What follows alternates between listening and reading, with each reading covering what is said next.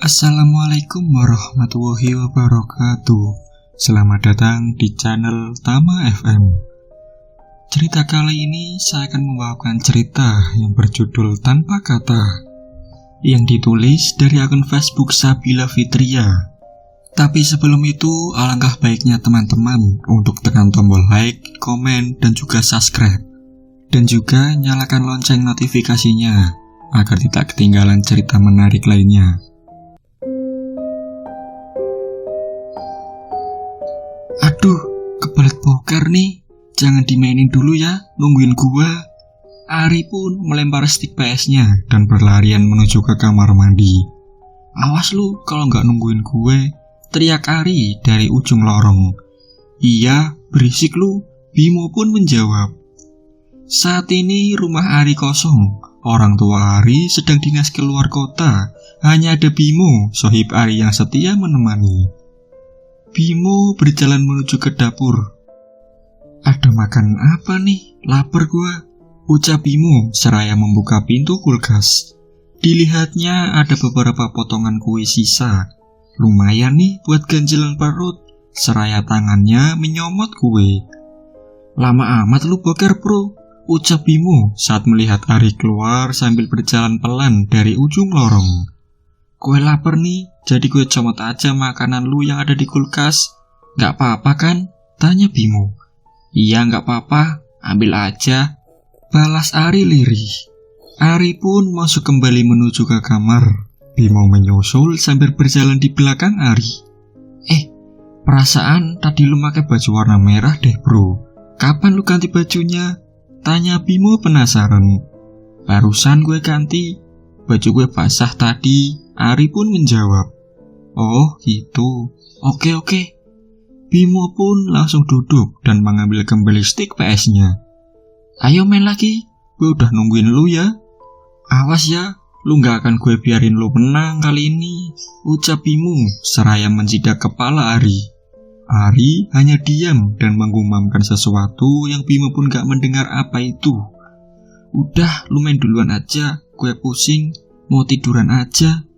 Ari pun rebahan sembari memandang Bimo yang asik bermain. Pala gue pusing banget, gumam Ari samar-samar. Iya udah, sono tidur. Bimo pun melanjutkan permainannya. Tak terasa sudah beberapa ronde Bimo bermain PlayStation. Lapar lagi gua. Lu mau masak mie gak? Gue lapar nih, ucap Bimo sambil melihat ke arah Ari. Ari hanya diam tidak membalas pertanyaan Bimo. Ya sudahlah, gue masak sendiri saja, pikir Bimo dan berlalu kembali menuju dapur. Kletek, terdengar suara kompor yang dihidupkan.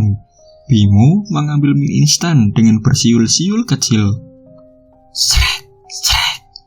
Terdengar gesekan suara kaki yang diseret. Bimo menoleh dan mencari asal suaranya. Lalu kembali fokus menatap mie instan yang hampir matang. Diaduknya mie instan dan dimasukkannya telur yang sudah disiapkan sedari tadi. Srek, srek, geduk. Kembali terdengar suara itu, diikuti dengan suara benda yang jatuh. Bimo yang kaget pun menoleh dan kembali mencari asal suaranya. Tiba-tiba saja terasa tiupan kecil yang dingin menusuk ke tulang di tengkuk Bimo. Bimo pun bergidik seraya buru-buru memasukkan mie yang telah matang ke dalam mangkuk. Dengan terburu-buru dia masuk ke dalam kamar. Sial, air minum ketinggalan pula. Bimo pun berlari kecil menuju ke dapur sambil menoleh kiri dan kanan. Anjir, jadi horor gini, Bimo bergumam sembari kembali lagi ke kamar. Sesampainya di kamar, Bimo pun bernapas lega dan langsung menyeruput mie instan yang sudah dimasak tadi. Bro, lu gak mau? Sambil menyenggol kaki Ari dengan simbol kakinya. Ari hanya diam. Ntar habis, jangan nyesel lu ya. Bimo pun kembali menyeruput mie instannya.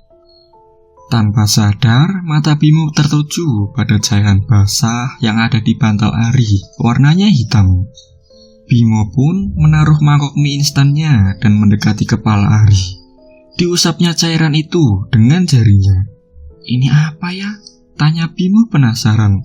Kok kayak jeli?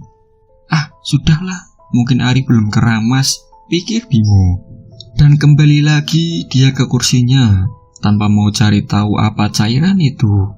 Ari tiba-tiba duduk dan menundukkan kepalanya. Bimo yang melihat itu pun kaget dan bertanya-tanya. Lu udah bangun? Mau makan gak lu? Ucap Bimo seraya menyodorkan mangkuk mie instannya. Ari hanya menggeleng pelan. Bimo kembali melirik Ari. Bimo merasa ada yang aneh pada Ari. Tanpa sengaja, Bimo melihat cairan yang sama menempel pada bagian rambut dan muka Ari. Bimo bergidik ngeri dan mulai was-was. Aduh, kayak darah, batin Bimo. Bro, itu apaan yang menempel di rambut lu? Dari tadi gue liatin kayak darah ya, ucap Bimo lagi. Tiba-tiba bau anyir pun menyeruak di seantero ruangan. Bimo hampir muntah karena mencium bau amis darah yang teramat menyengat. Bimo menoleh ke arah mangkoknya dan alangkah kagetnya dia saat tahu apa yang ada di dalam mangkok mie instannya tersebut. Bimo tidak sadar kalau mie instan yang dia makan adalah seekor cacing merah yang menggeliat-geliat. Secara spontan, Bimo melempar mangkok itu dan memuntahkan isi perutnya. Cacing yang sempat dia telan pun keluar sebagian, memenuhi rongga mulutnya. Bimo pun lemas setelah melihat cacing yang keluar dari mulutnya.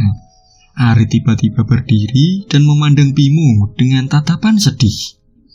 Saat itulah Bimo sadar kalau muka Ari sudah penuh dengan darah dan bantal yang tadi digunakan Ari sudah berwarna merah pekat.